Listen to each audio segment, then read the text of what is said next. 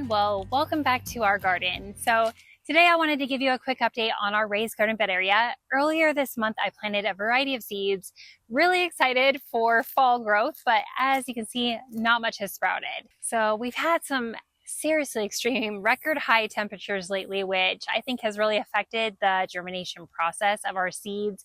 It's just been so much hotter here than normal for Arizona, and the heat has just been relentless. So normally we'd start to see little seedlings popping up by now, but it seems like they're struggling to even break through. But we've made a lot of effort to maintain the beds, and the plants that actually love the heat are still thriving, doing quite well. And so I'll give you a tour of what things are looking like, and we'll continue to kind of just wait it out until our temperatures can finally cool down. All right, let's take a closer look at what's growing in this first garden bed. Up front, we have these beautiful big yellow dwarf zinnias. Aren't they gorgeous? They've been such a bright spot in the garden, and they're thriving despite the heat.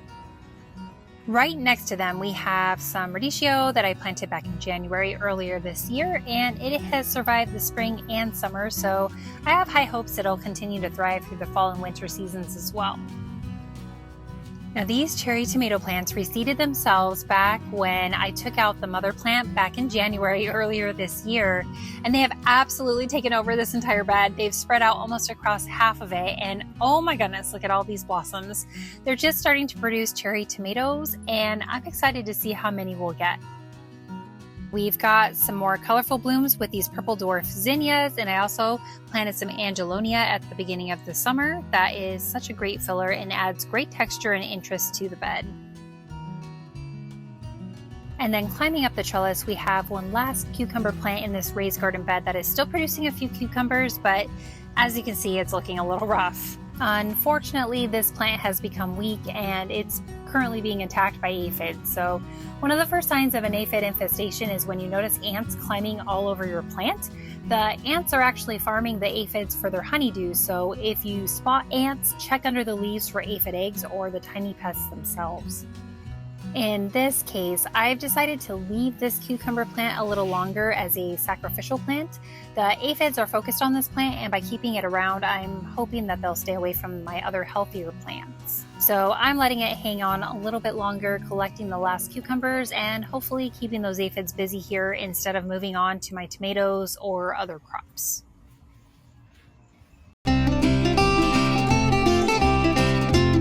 Now, this second raised garden bed is definitely doing the best out of all of them right now. Despite the heat, things are really thriving here.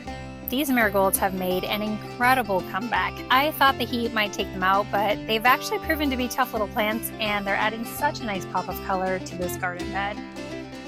Next, we've got our last successful cucumber plant. It is hanging on, but like the other one, it too is on its last leg, and I've been able to harvest a few cucumbers from it, but it's definitely nearing the end of the season. These garlic chives, on the other hand, are doing amazing. They've gone into full bloom and they look beautiful. And not only do they add some variety to the garden, but the bees love them too. It is always good to have plants in the garden that attract the pollinators. And look at these chrysanthemums. Oh, they've got buds all over them.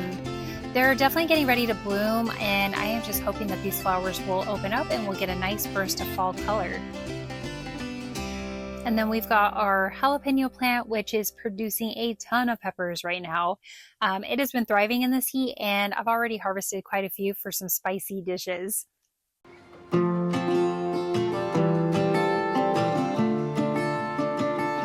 And finally, our zinnias in this bed are still blooming and thriving, and they're really loving the conditions, and I'm just so happy to see them continuing to flourish even when some of the other plants are struggling. Moving on to our third garden bed. Unfortunately, this bed has a few dead cucumber plants that I'll be clearing out soon. And once the weather cools down, if it ever does, I'm deciding whether or not to replant the seeds here, or I'll probably end up planting transplants just to get back on track for the fall season. This heat wave has definitely thrown a wrench in our gardening plans. And look at this little guy. Out of all the carrot seeds I planted, this was the only one that decided to show up. So yeah, one brave carrot seedling, and hopefully a lot more to come here soon. Fall and winter is a great time to plant root vegetables and bruschus vegetables as well, like broccoli and cauliflower, cabbages, things like that. On a more positive note, while most of the seeds haven't sprouted, my bell peppers have been producing like crazy.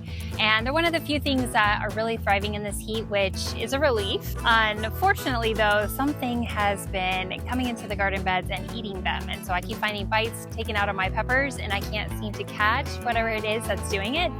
So I purchased these mesh bags and I am going to be placing these over the bell peppers that are still okay. So hopefully this helps to prevent whatever is eating them from getting to my bell peppers. So fingers crossed.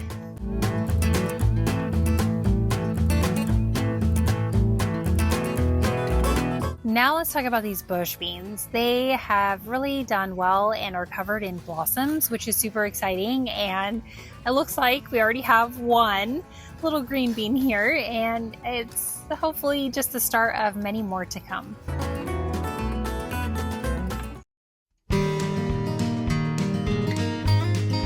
This fourth raised garden bed is definitely showing some promise. Over here we have our hot banana pepper plant and it is thriving. It's absolutely covered in blossoms and I've already spotted a few peppers forming. And these peppers are going to add some serious heat to our meals and I am excited to see how many more we get as the season goes on.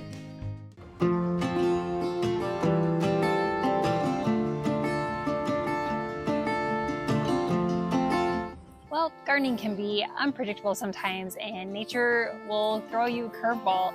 So I'm gonna wait it out for now and I might try replanting the seeds that we planted earlier this month, hopefully when the weather cools down.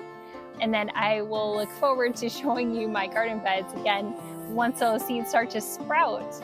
So hopefully we'll get some relief from this crazy heat and I hope that you're not dealing with these similar challenges in your garden and that you are having much more success wherever you are in this fall season. And as always, thank you so much for watching. And if you like this content, be sure to hit that like button. And if you're new to our channel, don't forget to hit the subscribe so you get notified of new videos coming out. I hope I'll see you again on the next one. Bye.